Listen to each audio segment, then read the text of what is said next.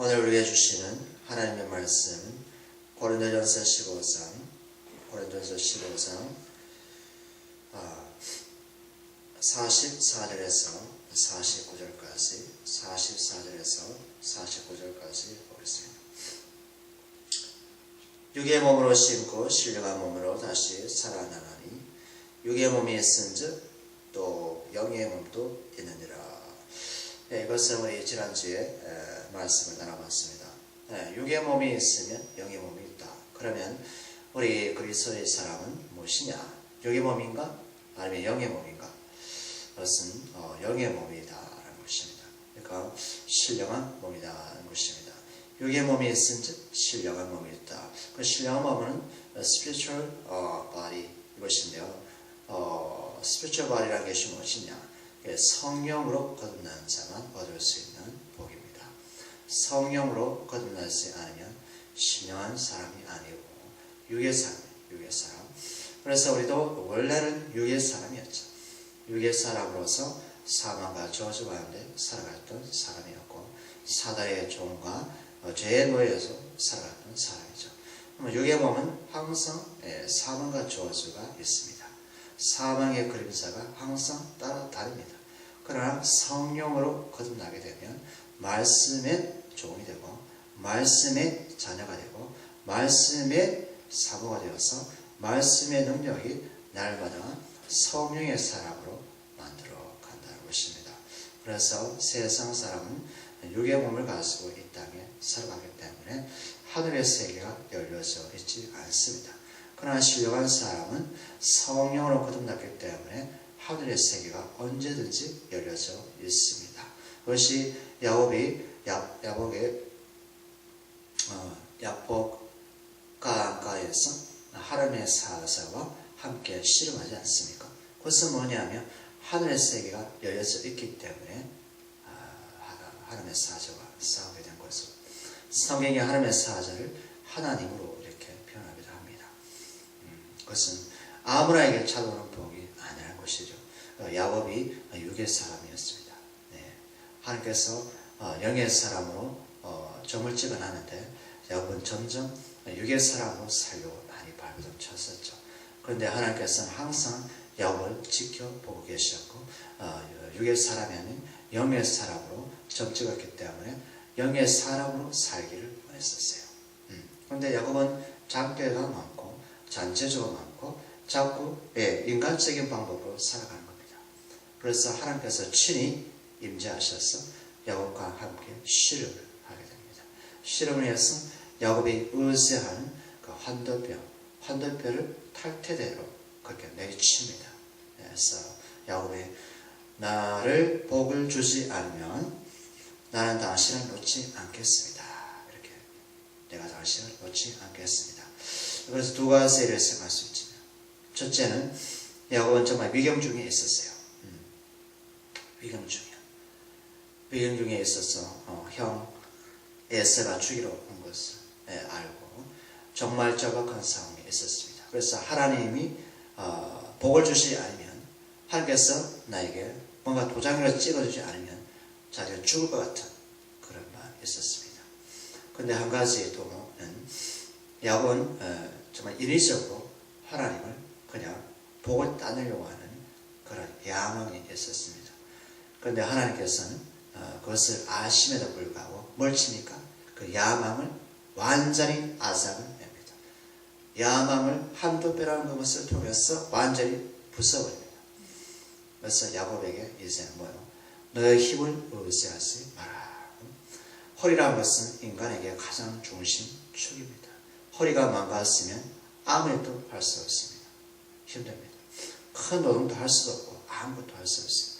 그래서 지팡이에 짚고 살아가는 인생이 되었습니다. 야곱이. 그래서 날마다 야곱의 지팡이를 지면서 내가 참 하나님을 신뢰하지 않고 하나님을 의지하지 않고 하늘 세계를 의지하고 땅만 바라봤구나.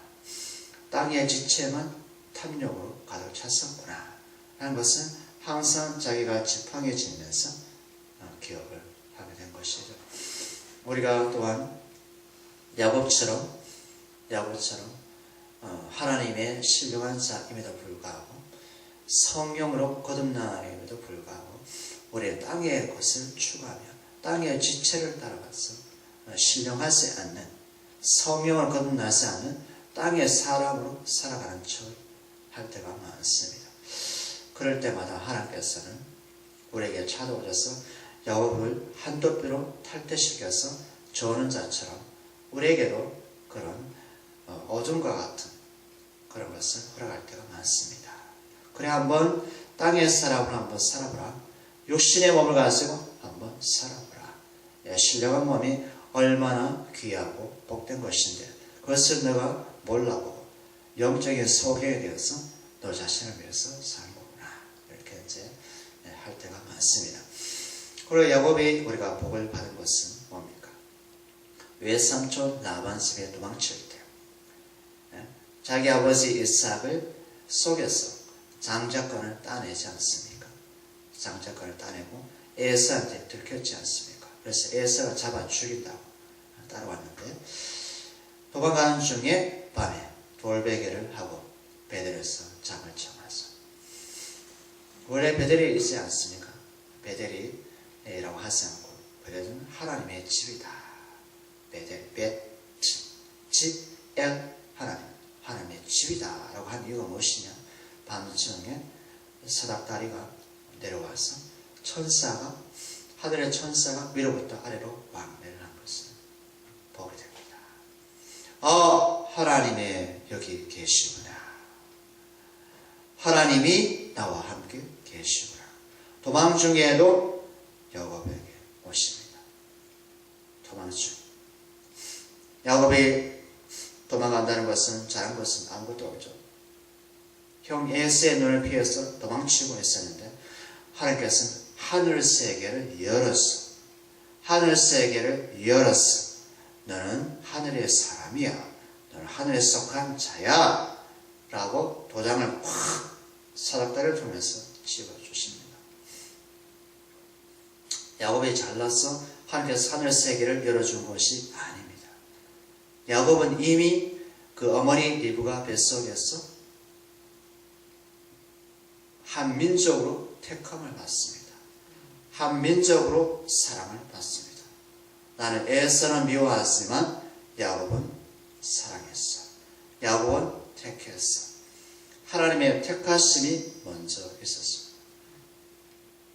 하나님의 택하심이 먼저 있어서 야곱의 도망 중에 또 하나님께서 친히 왕래하셨어. 야곱을 친히 만나줍니다. 너가 다시 이곳에 들어오게 된다. 약속을 줍니다. 그래서 야곱이 일어나서 뭐합니까? 거기서 제단을 쌓았죠. 제단을 쌓았습니다. 그것을 예수님께서 인용하셔. 야곱이 밤중에 사닥다리가 내려오고 천사가 아래 위로 온 것은 바로 그 사닥다리가 바로 나다. 이렇게 얘기합니다. 예수님께서. 예수님이 야곱에게 왕래하시는 기가 막히겠어요. 예수님이 하늘의 세계를 가져오시는 분입니다. 예수님이 하늘의 신령 은혜를 가져오시는 분입니다. 누구든지 예수 그리스도 안에 있으면 하나님 아버지의 모든 신령한 은혜와 은사와 모든 것을 다 받는 자가 된다는 것입니다. 그래서 오늘 말씀 보게 되면 예수 그리스도는 생명을 주는 영이시다. 예수님은 생명을 주는 영이시다. 하나님이시다. 이렇게 합니다. 첫 아담은 산 생명이 됐지만 산 영이 됐지만 둘째 사람으로 오신 예수님은 생명 자체를 주시는 영 하나님이시다. 이렇게 말씀합니다. 그래서 예수님 우리에게 살아있는 영원한 생명을 당신의 십자가로 오늘 찬송한 것처럼 당신의 생명을 피로 말미암아 우리에게 영생을 주셨다 말씀합니다. 그 다음 보면 45절에 있습니다. 기록된 바 첫사람 아담은 생명이 되었다 함과 같이 마지막 아담은 살려주는 영이 되었나니. 마지막 아담은 살려주는 영은 영어로 하면 life giving spirit, life giving spirit, 생명을 주는 영이다. 그러면 아담은, 첫사람 아담은 사명이 뭐냐? living being, living being, 살아있는 존재다. 살아있는 존재. 누가 살겠습니까? 둘째로 오신 예수님이 생명을 주셨기 때문에 산 존재가 됩니다. 우리 모두가 첫사람 아담 안에 태어나지 않습니까? 첫사람 아담 안에서. 그 말은 뭡니까? 죄 가운데 잉태되어 출생한다. 것이겠죠. 그러면 둘째 사람으로 오신 아담이 우리에게 십자가에 흘리신 피로 우리에게 생명을 주시지 않으면 우리는 여전히 육신이다.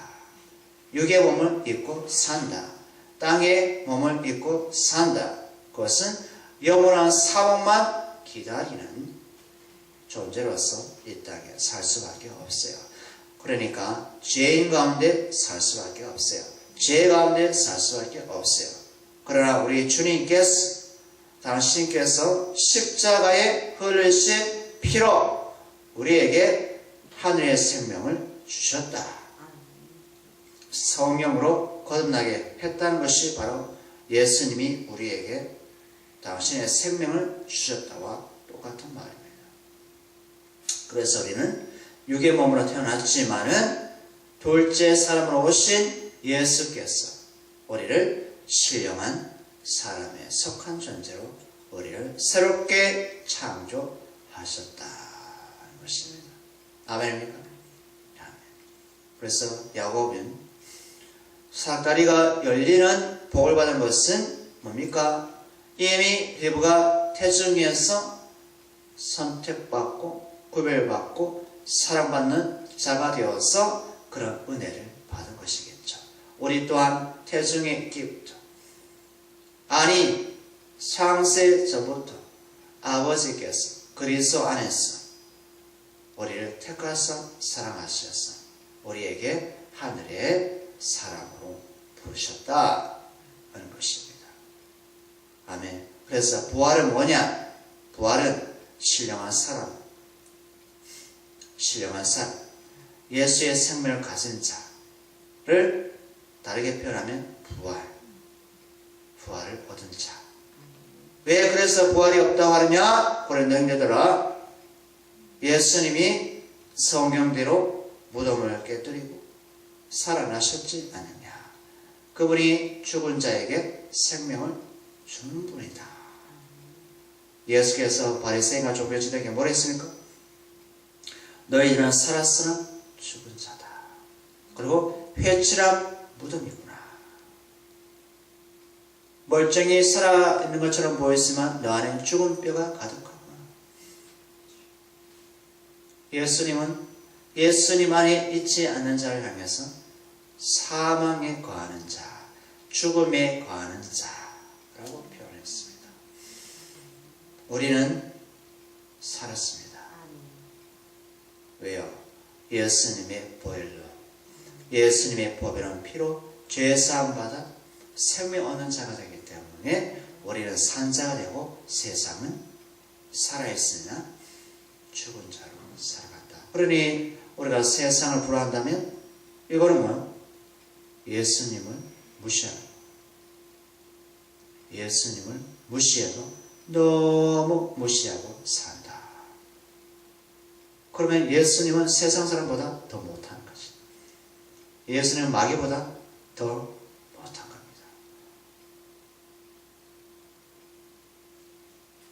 우리는 어쩌면 마귀를 더 좋아하고, 마귀를 더 경외하고, 마귀를 더 칭찬하고, 마귀를 더 부러워하고, 그럴 때가 한두 번이 아니죠. 이것이 죄예요. 죄. 죄예요. 그 다음 볼까요? 46절에 보면 그러나 먼저 신령한 사람이 아니요 육의 사람이요 그 다음에 신령한 사람이다. 그 말이겠죠. 먼저 아담 안에 태어나고 죄 가운데 태어나고 죄의 종으로 살아가고 그러나 하나님의 때가 되어서 그 아들 예수님을 보내심으로 그 예수님의 십자가 피로 말미암아 죄 사함 받아 영생을 얻게 되었어. 이제는 영의 사람으로서 신령한 사람으로서 성령에 거듭난 사람으로서 이제는 육을 결별하고 성령 안에 우리는 살아가는 존재가 되었다. 하나님의 자녀가 되었다. 그런 것입니다. 그래서 자꾸 우리는 육의 사람으로 다시 회귀해서 돌아간다면 이거는 우리가 누구인지를 모르고 살아가는 무지몽매한 자가 되는 것입니다. 아멘. 그래서 우리는 뭐를 추구해야 됩니까? 육의 사람을 추구해서 사는 자가 아닌 성령을 추구하는 성령의 사람으로 우리는 살아가야 됩니다. 이것이 바로 예수에 속한 자입니다. 하늘에 속한 자입니다.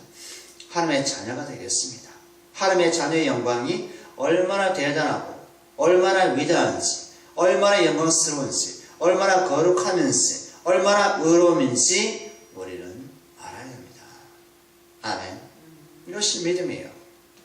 하늘 세계가 열린 자와 하늘의 세계가 닫혀있는 자 구분할 줄 알아야 됩니다. 우리는 하늘의 세계가 열려진 자. 그리고 우리가 찬성하고 그것을 증거해야 되는 것이죠. 오늘 그런 말이지 않습니까? 어떤 선교사가 선교지에 있었습니다. 선교지에 있었는데 열심히 전도하고 열심히 기도하고 그런데 어느 날 어떤 약장수가 약을 판다는 겁니다. 거리에서 열심히 팔고 그걸 봅니다. 그래서 이 약장수가 약을 엄청 많이 팔았어요. 사람들에게. 그래서 성교사님이 가만히 생각해 보는 겁니다. 그 약은 가짜 약이거든. 예? 가짜 약인데 약장수는 진짜인 것처럼 파는 겁니다. 그럼 자기는 뭐냐? 자기는 진짜를 가지고 가짜처럼 전하고 있는 거예요. 의심하고 불확실하고 믿는가 마는가 생각하면서 어렴풋이 전하고 있는 거예요. 진짜 예수님 알고 진짜 생명이고 진짜 복음인데 이것을 약장수는 피를 토해가면서 확신을 토해가면서 거짓을 참으로 설명하는데 자기는 진짜 베개를 가지고 손 떨면서 머리 떨면서 전하고 있는 자기 모습을 보고 회개했다고 하지 않습니까?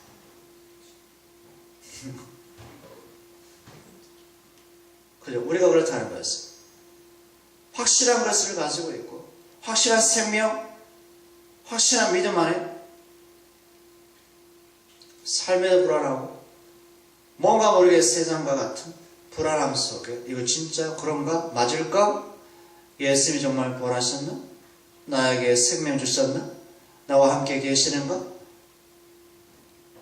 전도할 때도 부들부들 떨면서 불확신 속에 예전한 거예요. 하나님께서 보실 때 뭐라 생각하시겠어요? 너는 진짜를 가지고도 왜 그래 불확실하게 살아가느냐? 그렇잖아요. 우리 세상 보험회사도 그렇잖아요. 보험회사 하나하나 보험을 끊으려고 수만 가지 얘기를 하지 않습니까? 갖다 붙이고 좋은 것입니다. 이것만이 행복입니다. 이것만이 생후 노후를 보장하는 겁니다. 한번 들어보세요.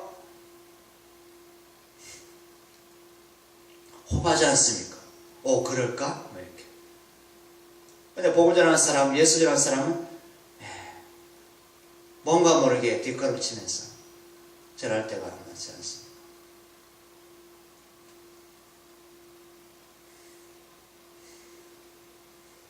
그 다음에 47절에 보면 같이 읽어볼까요? 47절에 첫사람은 땅에서 났으니 흙에 속한 자이거니와 둘째 사람은 하늘에서 내셨느니라. 아멘. 분명하잖아요. 첫사람은 땅에 났고 둘째 사람은 하늘에 나셨대요. 왜? 첫사람은 땅에 속해서 땅에 속한 자에게는 둘째 사람 예수님은 하늘에서 오신 분이다. 하나님 품속에서 계셨던 분이 오신 분이다. 그럼 하늘에서 오신 그분께서 우리에게 당신의 생명을 주었으면 우리는 그분의 생명 안에 사는 존재이기 때문에 우리 또한 하늘로서 사는 자가 되어야 된다. 그러니까 믿음의 세계 안에, 부활의 세계 안에 하나님 안에서 사는 자다라는 것이겠죠. 현재 나의 현주소가 어디다? 하늘 세계다 것입니다. 나의 현주소가 하늘 세계, 하늘 본향이 나의 현주소인데 내 현주소를 이 땅에다 두고 마치 살아가더라는 거죠. 땅에다.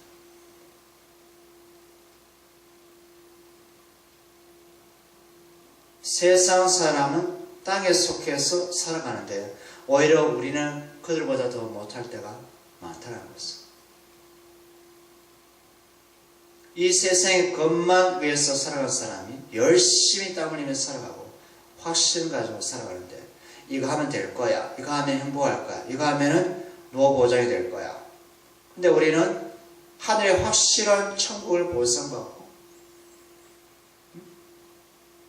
천국을 보상받았음에도 불구하고 우리는 불확신 속에 살아갈 때가 있다는 것입니다. 그것은 무엇을 말합니까? 내 생각을 의지하고 내 감정을 의지하고 내 경험을 의지하고 내 느낌을 의지하다 보니까 믿음은 어디에 날아가고 없어요. 뭐가 남았어요? 첫째 사람이 땅의 것만 고스란히 남은 거야.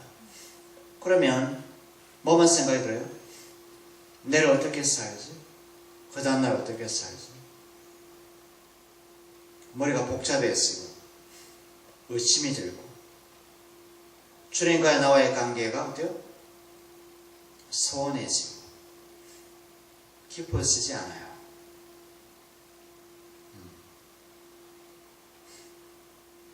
마지막으로 49절에 우리가 흙에 속한 자의 형상을 입은 것 같이 또 하늘에 속한 자의 형상을 입으리라. 우리가 흙에 속한 자가 먼저이지만 그러나 우리는 하늘에 속한 예수님의 형상을 입으리라. 예수님의 형상을 입었다는 건 뭡니까? 예수님이 가신 그 길로 우리가 가고 예수님이 얻으신 그것을 우리가 얻고 예수님이 누리는 그 영광을 우리도 누린다. 그 말이거든요. 예수님의 형상을 가지고 사는 거. 그래서 우리는 예수님 안에 있다면 예수님이 가진 모든 것을 누리고 예수님이 가진 모든 것을 우리가 소유하고 예수님과 더불어 이 땅에 사는 자가 되는 거예요. 그래서 우리는 하늘에 속한 형상을 입는다. 부활의 몸을 입는다. 영광의 몸을 입는다. 것이겠죠. 그래서 우리의 소망과 우리의 믿음은 저 하늘에 있는 줄 믿습니다. 기도하겠습니다. 하나님